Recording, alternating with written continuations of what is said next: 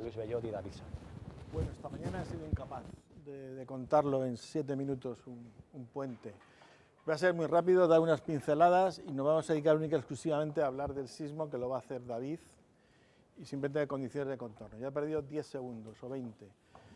Bueno, pues una breve introducción.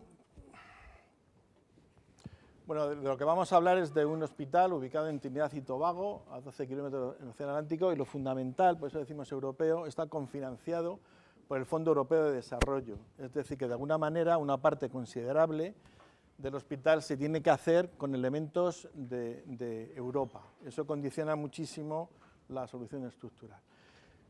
Bien, la planta irregular, la planta que podéis ver ahí, pues es absolutamente irregular, toda ella. Combinamos pilares metálicos y pantallas de hormigón, los núcleos de ascensores, y establecimos un entramado de vigas mixtas con el objeto de poderlos portar, es decir, construir en Europa y montar en el país. Los condicionantes muy importantes es que la geometría es preconcebida sin considerar criterios estructurales y con grandes irregularidades. Nosotros entramos desde el minuto 1 en el proyecto, pero naturalmente el arquitecto desdeñó cualquiera de los comentarios que le hicimos, como por otra parte suele ser habitual, por lo menos en mi práctica profesional. Luego, imposibilidad de arrastramientos en planos verticales por cuestiones de estética. Zona pantanosa con arcillas de escasa capacidad portante. Zona de altísima sismicidad. Zona de altos riesgos de huracanes. Prefabricación en Europa del máximo número de elementos, transporte en barco y limitación máxima de los medios de ejecución in situ. Todo eso pues, nos da lugar pues, a toda una serie de soluciones que aquí están reflejadas, que no tienen tampoco nada de especial. Las vigas mixtas, por ejemplo, isostáticas, no nos atrevíamos a darles continuidad, porque los nudos eran complicados, decían. Y luego las pantallas de hormigón en dos direcciones para transmitir los esfuerzos horizontales, es decir, que todo el sismo se confiaba a las pantallas de hormigón. Y de hecho, los pilares metálicos se establecía una... Esto tampoco tiene demasiado interés. Aquí vemos las pantallas de hormigón con los elementos de armado característicos de las pantallas en zona sísmica. Bien, lo fundamental que tengo aquí puesto, primero se nos requiere la utilización del programa ETAPS. Esto es una condición sine qua non para que veamos que el imperio está ahí, está vigilando.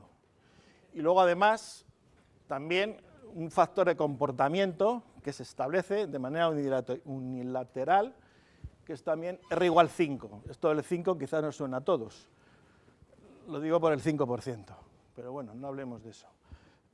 Vamos a demostrar que un factor de comportamiento de 5 en una estructura tan irregular, tan caótica y tan absurda como esta era imposible. Entonces nosotros lo que hemos utilizado es un análisis pushover, al cual le tenemos mucho cariño, bueno, nosotros, David, que hemos llegado a que el factor de comportamiento, es decir, con cuánto dividimos la acción sísmica, es un 88.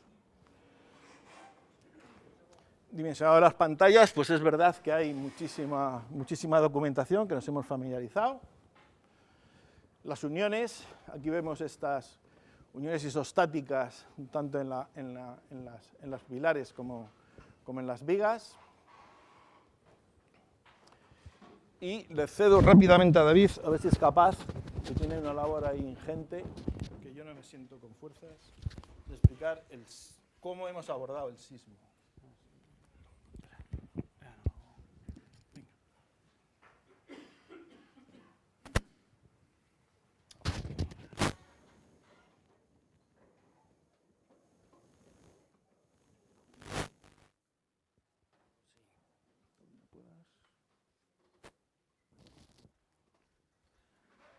Bueno, los dos condicionantes más importantes es la aceleradora sísmica, que es alta, y lo que comentaba Juan Luis, de que las uniones en obra son todas articuladas y la imposibilidad de disponer cruces de San Andrés para reostrar la estructura metálica.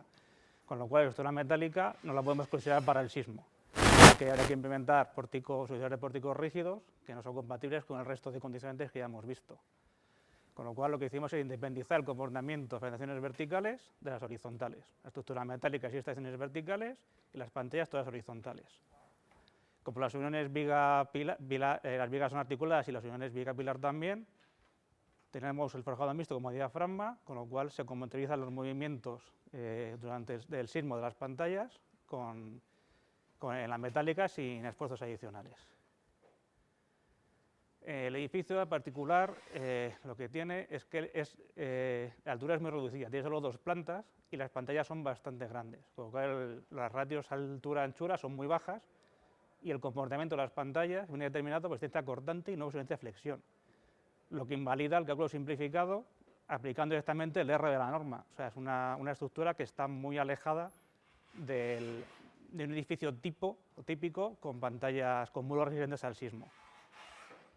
Aunque bueno, según la presentación, como la supervisión nos obligaba a hacer un análisis modelo espectral, lo que intentamos fue justificar un factor R apropiado para esta estructura y olvidarnos del 5 que se especifica en la ASTE para un sistema de pantalla de hormigón armado. Lo que hicimos fue analizar un módulo tipo del edificio en lugar de abordar el edificio completo. Y bueno, esto simplemente sacamos una K equivalente a la posición del terreno para simplificarlo, a una K de balasto equivalente. Y aquí ya establecemos las bases de cálculo para el pushover. En el fondo no deja de ser obtener el punto de ocaso de la estructura a partir de un estudio de cargas seccionales incrementales considerando la unidad de la estructura. Entonces consideramos la interacción sobre la estructura no lineal, el suelo solo resiste compresiones, se permite el izamiento de la losa en los puentes superiores del rozamiento, el comportamiento no lineal de pantallas y losa de cimentación, los elementos de hormigón, y la estructura la consideramos agotada cuando falla el primer elemento, ya que al ser tan irregular no nos atrevíamos a tener en cuenta redistribuciones de esfuerzos una vez agotada la primera pantalla. Y bueno, la estructura metálica se comporta siempre de forma elástica y lineal. Aquí vemos el modelo simplificado de uno de los módulos, con las ecuaciones constitutivas de los diferentes elementos, el hormigón confinado, el hormigón sin confinar y el acero de armar. Lo primero que tenemos que hacer es sacar la solicitación, ¿no?, la demanda de la estructura, que lo que hacemos es obtener los diagramas periodo de desplazamiento de aceleración a partir de los espectros de diseño de la norma, periodo de aceleración, los transformamos en desplazamiento de aceleración con esa formulita y tienen la misma forma que los espectros de cálculo. Luego obtenemos la curva de capacidad, que lo que obtenemos es una curva de desplazamiento cortante basal. En este caso tuvimos en cuenta, además de las cargas muertas, el 25% de la sobrecarga. Y para poder comparar esta curva, la curva de solicitación, con la curva de capacidad, tenemos que transformar la curva de capacidad en desplazamiento de aceleración, igual que la que tenemos la de demanda. Entonces, simplemente es dividir la curva que teníamos antes de desplazamiento fuerza por la masa movilizada ante el evento sísmico y obtenemos la curva de desplazamiento aceleración. Si comparamos las dos curvas, el punto donde se cortan lo llamamos el punto de funcionamiento, es decir, la deformación a la que el sismo va a someter a la estructura. En este caso, la curva de solicitación que tenemos se corresponde con un amortiguamiento del 15%. Este amortiguamiento lo podemos sacar, consta del amortiguamiento histerítico debido a las propias rótulas plásticas del hormigón, la disipación de energía y el 5% de amortiguamiento viscoso. Entonces, ahí con el método de la norma de la TC40 americana hay una forma simplificada que se puede obtener integrando el área que está debajo de la curva de capacidad, que sale del pushover. Podemos ir mediante cálculo iterativo aproximando hasta alcanzar un amortiguamiento equivalente a la suma de los dos. En este caso salió el 17%, aunque no se ve, y bueno, nos quedamos con el 15% de la seguridad. Adicionalmente, el hospital es una estructura de especial importancia, tiene que cumplir requisitos de primera ocupación y debe ser totalmente funcional después del evento sísmico, lo que implica que para un sismo de 2.500 años de periodo de retorno, las pantallas tienen que estar en rango esencialmente elástico. Si el punto de funcionamiento, como hemos visto antes, lo ponemos en la ley momento-curvatura de la pantalla, vemos que está en la rama elástica del diagrama idealizado, con lo cual estamos cumpliendo que esas pantallas están en rango prácticamente elástico y se cumple el criterio de primera ocupación. A partir de aquí, una vez hemos comprobado que la estructura funciona, comparamos el resultado, el cálculo que hemos hecho, con el comportamiento lineal por un amortiguamiento del 5%. Pues estamos haciendo un análisis que es lineal y elástico, pues podemos contar con el amortiguamiento de disipación de energía.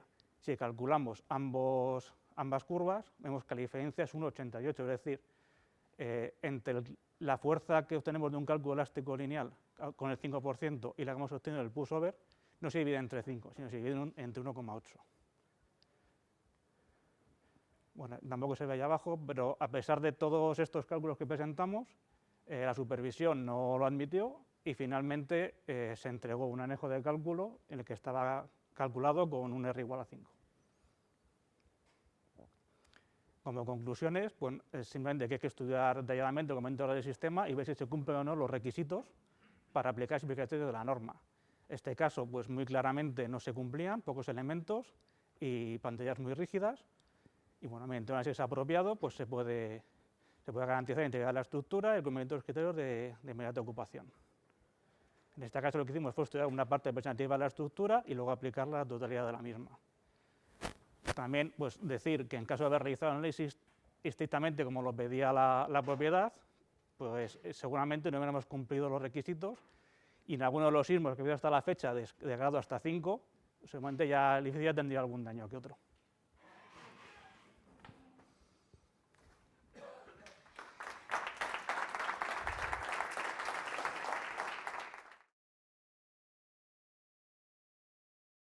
La segunda ponencia se titula Estudio de alternativas al sistema de aislamiento de base del edificio IFMIF Donés en Escúzar, en Granada, y la presentación la va a realizar José Antonio Agudelo.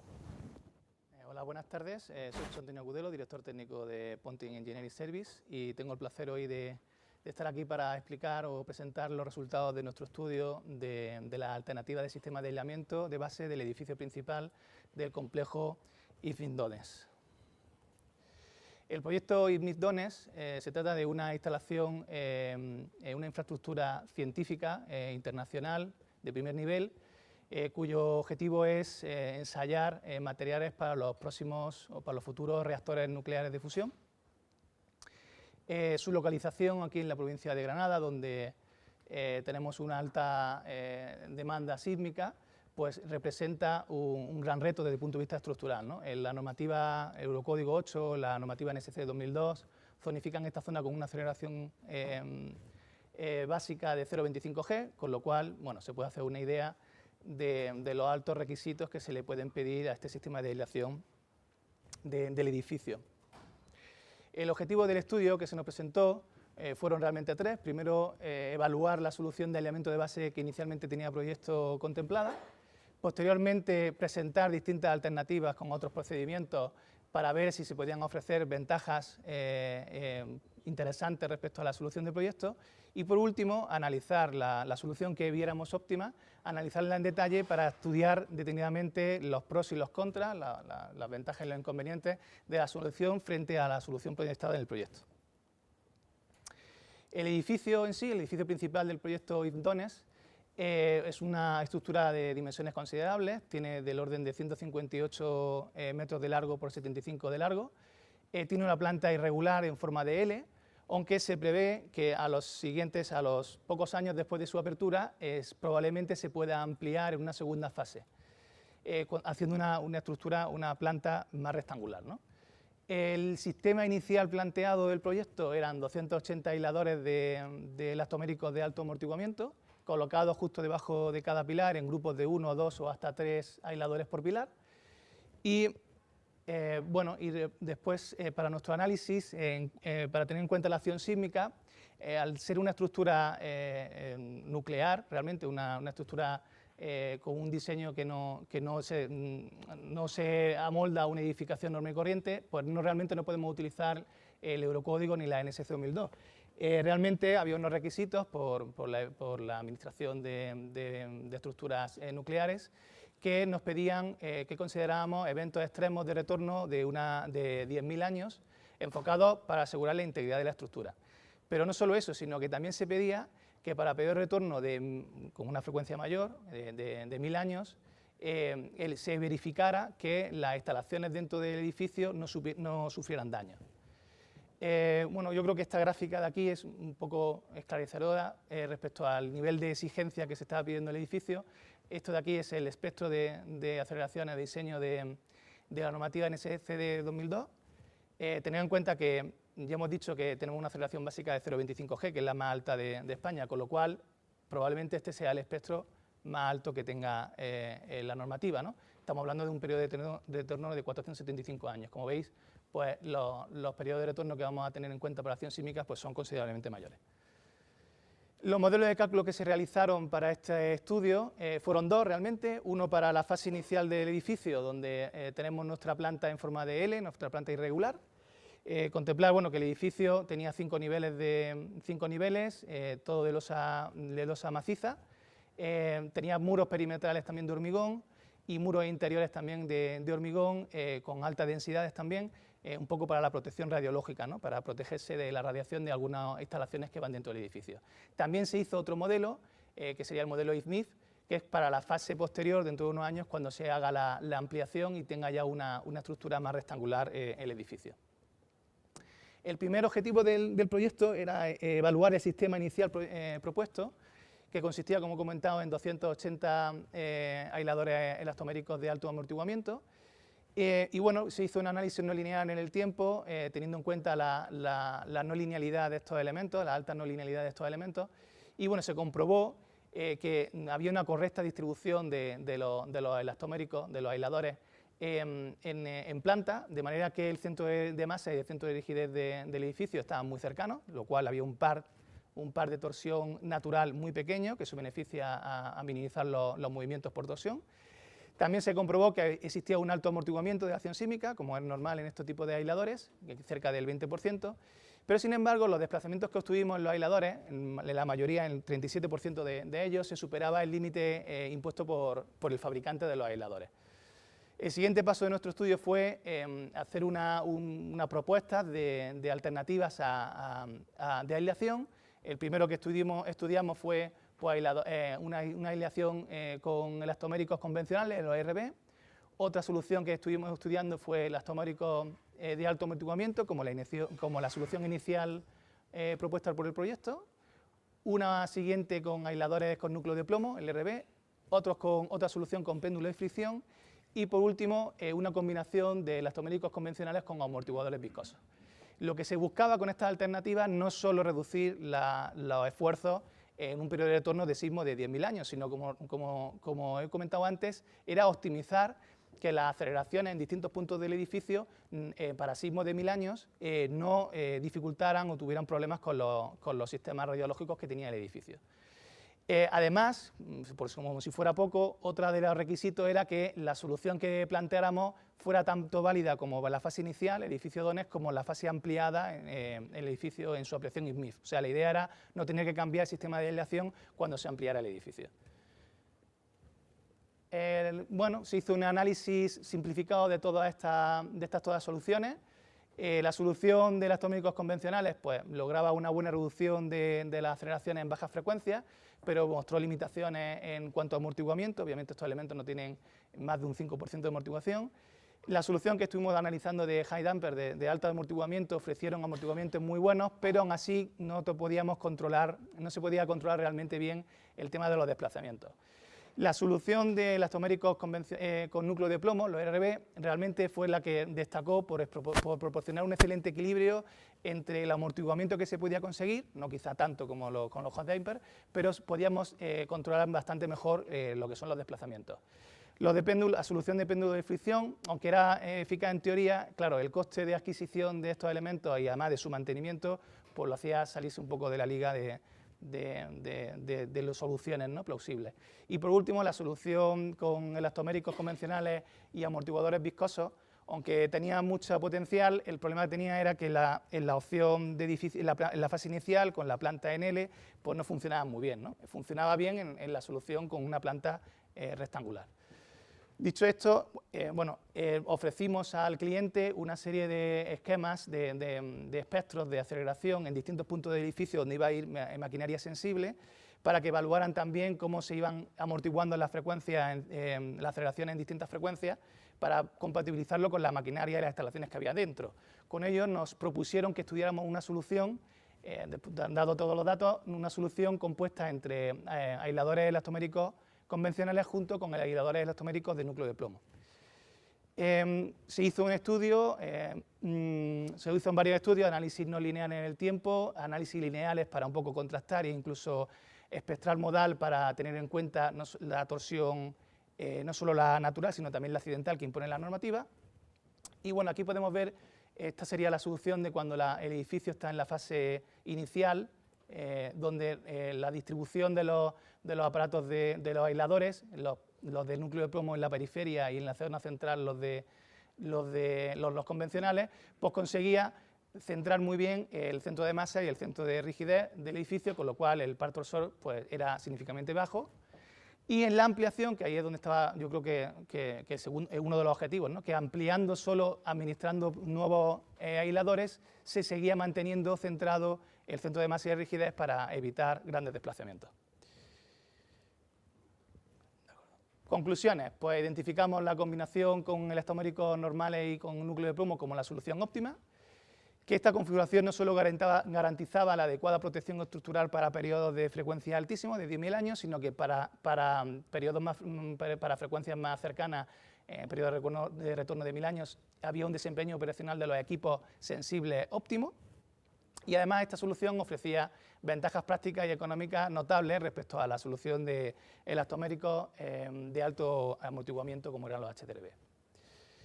Pues nada más, no quería despedirme sin dar nuestro más sincero agradecimiento al equipo técnico y directivo del IF Doness por su constante colaboración, dedicación y apoyo durante el desarrollo de este proyecto. Muchas gracias por su atención.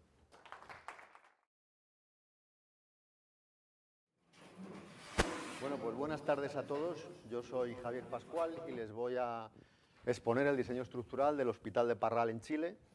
No soy ninguno de los autores de la comunicación, pero bueno, ha habido algún problema de salud de última hora y me han elegido a mí para que esté aquí, así que bueno, espero no desmerecer demasiado el creo que buen trabajo que han hecho los que de verdad lo han hecho.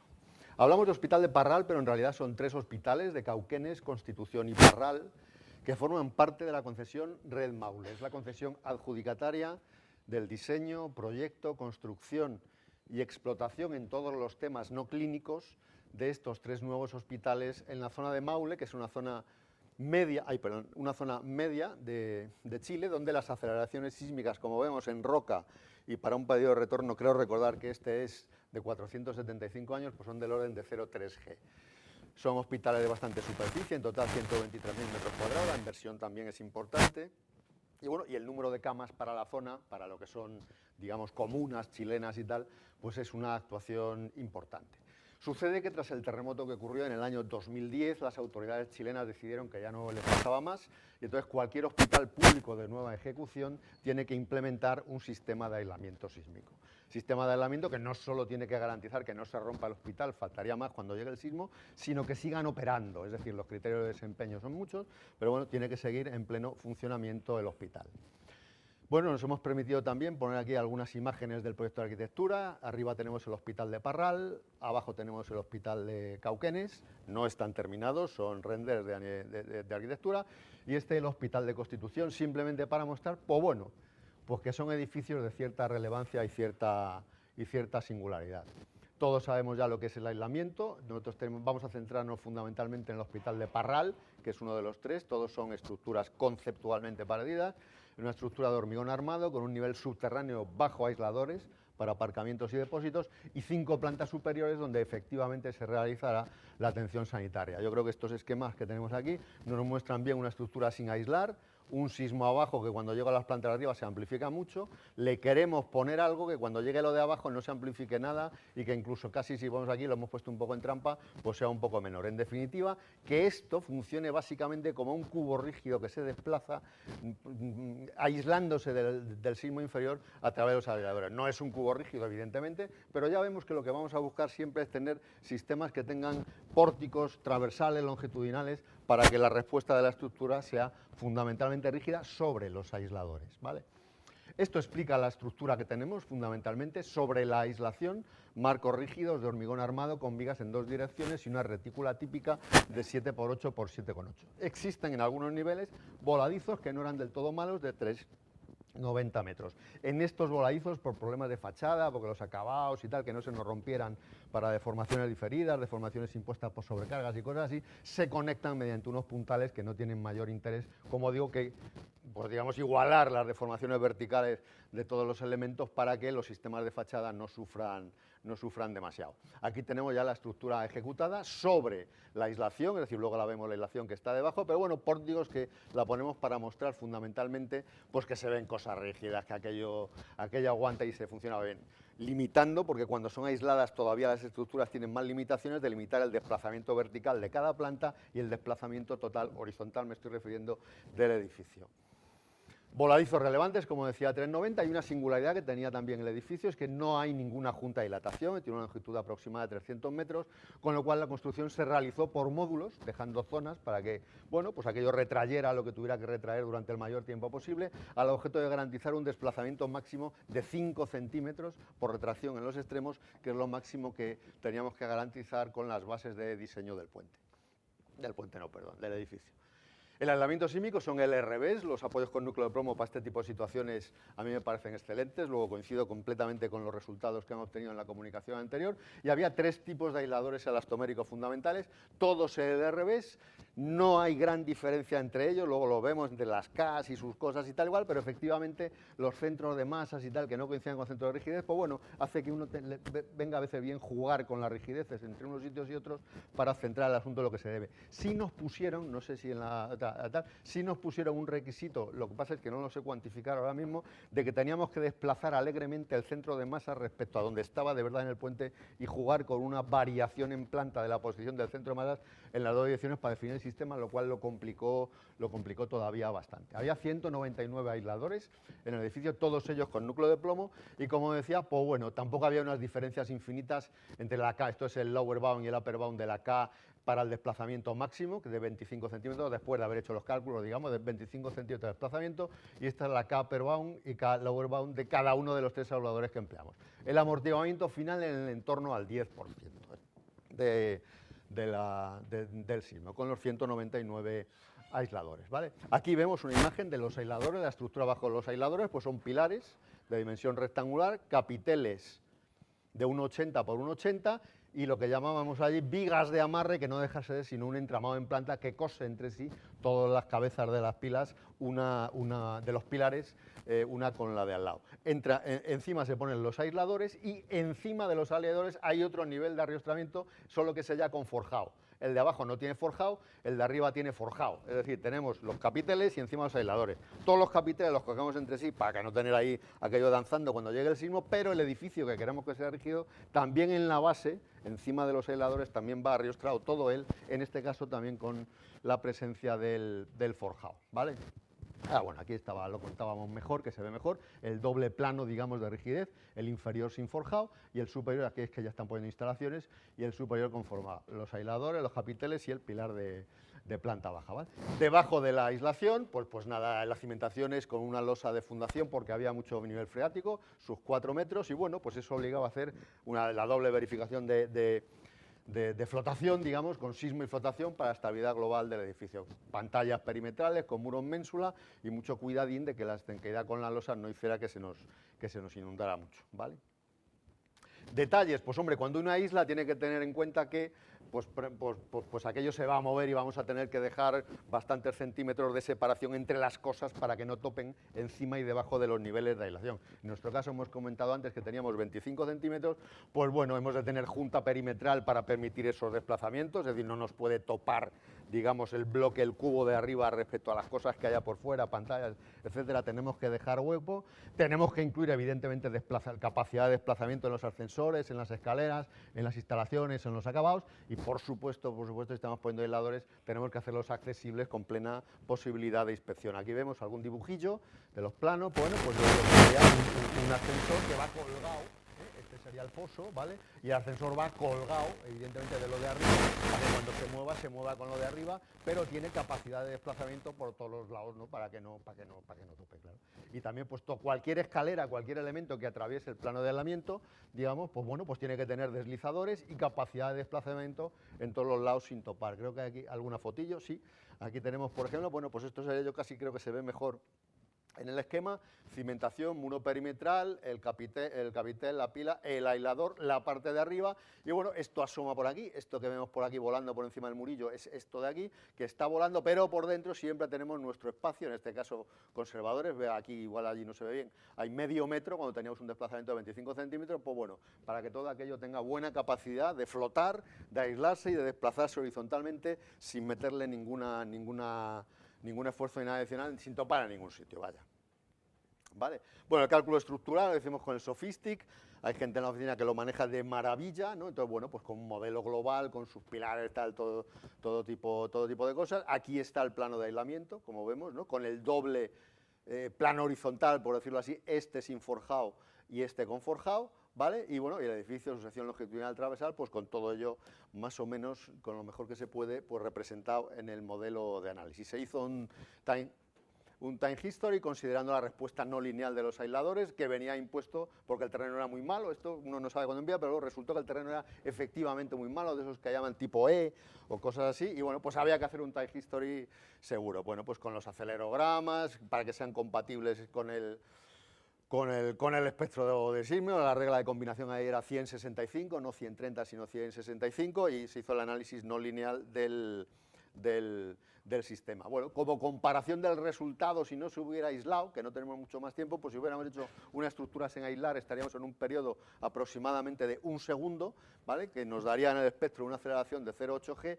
Con la estructura aislada, pues el periodo fundamental andaba ya más o menos por los 3 segundos, y como vemos, la aceleración es del entorno de 0,15 G, como tenemos un poquito marcado en el espectro. Bueno, la ejecución de la estructura, pues algunas imágenes molonas para que, o por lo menos a nosotros nos lo parecen, durante la ejecución, y más o menos de cómo está ahora. Ahora está un poquito avanzado, estas fotos son de hace un mes aproximadamente. Pues este es el Hospital de Parral, en su estado de hace un mes más o menos, este el de Cauquenes, ¿vale? Y este el de Constitución. Y nada más, muchísimas gracias.